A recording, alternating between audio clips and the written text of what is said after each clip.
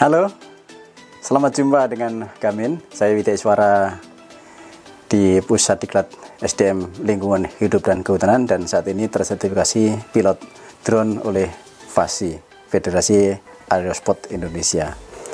Kita jumpa pada materi keselamatan penerbangan. Kenapa kita perlu membicarakan keselamatan penerbangan? Karena drone adalah pesawat udara. Pesawat udara selalu menggunakan ruang udara.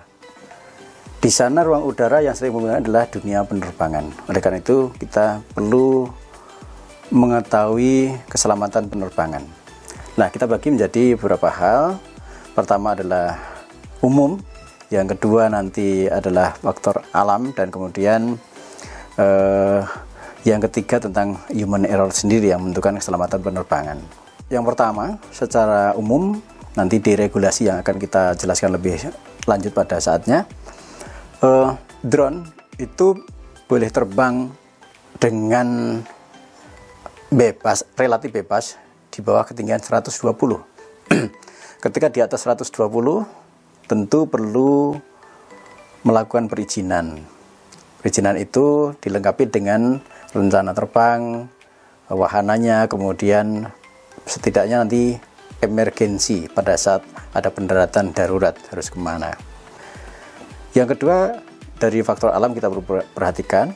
Yang pertama, faktor alam ini yang sering terjadi adalah turbulensi. Turbulensi itu apa? Ketika terjadi gangguan angin yang dari berbeda posisi, beda tempat, karena ketinggian gunung, karst atau gedung-gedung, di balik gedung itu ada angin yang berbeda tekanannya. Di sana menjadi penting karena pada saat diprediksi angin di luar secara umum rata-rata sedemikian, tapi pada saat terjadi itu di balik gunung atau di balik gedung itu menjadi lebih besar hembusannya. Itu drone bisa terbawa dan tidak terkendali. Di faktor alam yang lain, yang perlu diperhatikan adalah satwa yang kemungkinan bisa terganggu dan terancam dengan adanya drone.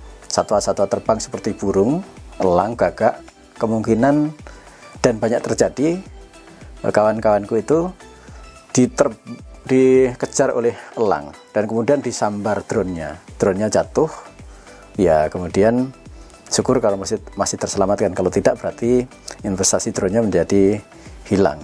Di sisi lain, satwa yang kemudian di beberapa tempat di Taman Nasional misalnya, satwa yang dilindungi, kalau satwanya elang kemudian selain drone-nya jatuh, kaki elangnya patah, sedang bertelur dan tidak bisa menetas, sehingga satwa itu menjadi terganggu dan populasinya menjadi punah. Itu yang menjadi harus kita jaga.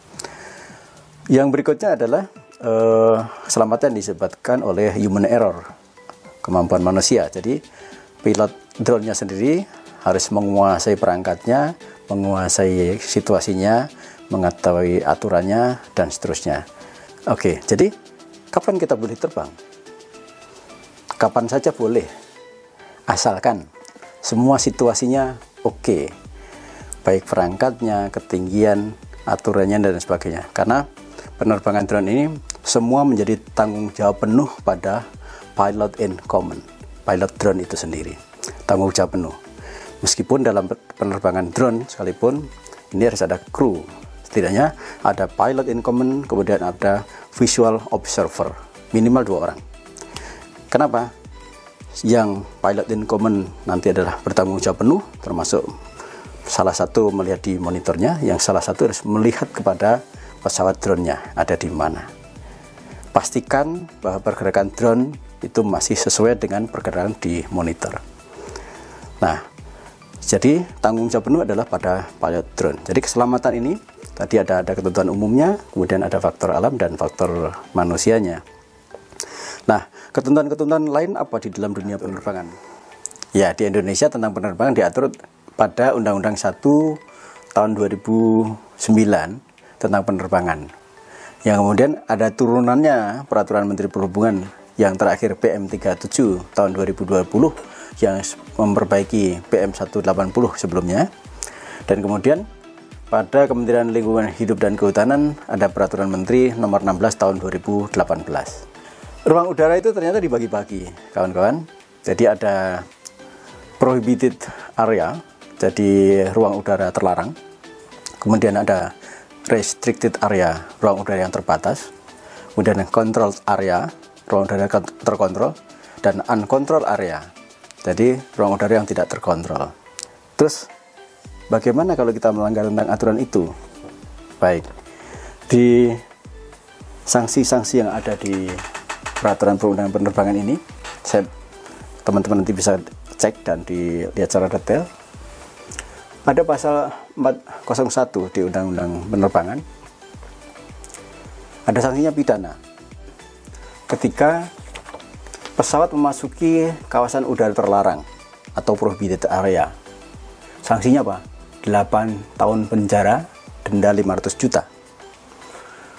Pasal 402, pesawat memasuki kawasan udara terbatas atau restricted area, sanksi pidananya 3 tahun penjara, dendanya 500 juta.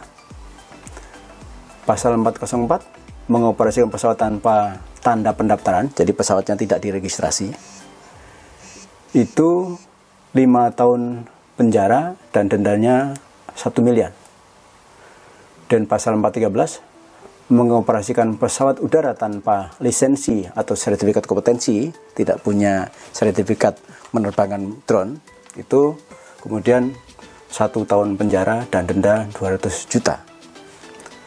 Kemudian pasal 421, membuat halangan atau melakukan kegiatan dalam kawasan keselamatan operasi penerbangan, 3 tahun penjara, dendanya 1 miliar. Dalam hal menimbulkan gangguan harta benda pada siapapun, 2 tahun penjara, denda 500 juta. Dalam hal menimbulkan kematian, 15 tahun penjara, dendanya 1 miliar. Jadi, ada baiknya kita membaca baik-baik Undang-Undang 1 2009 tentang penerbangan, Peraturan Menteri Perhubungan PM 37 tahun 2020, dan Peraturan Menteri LK P16 tahun 2018. Oke, mudah-mudahan kita selamat menerbangkan drone. Pilot adalah penanggung jawab misi itu. Pilot in command, jangan lupa ada 1 visual observernya. Baik, terima kasih. Demikian yang saya sampaikan tentang regulasi penerbangan. Thank you.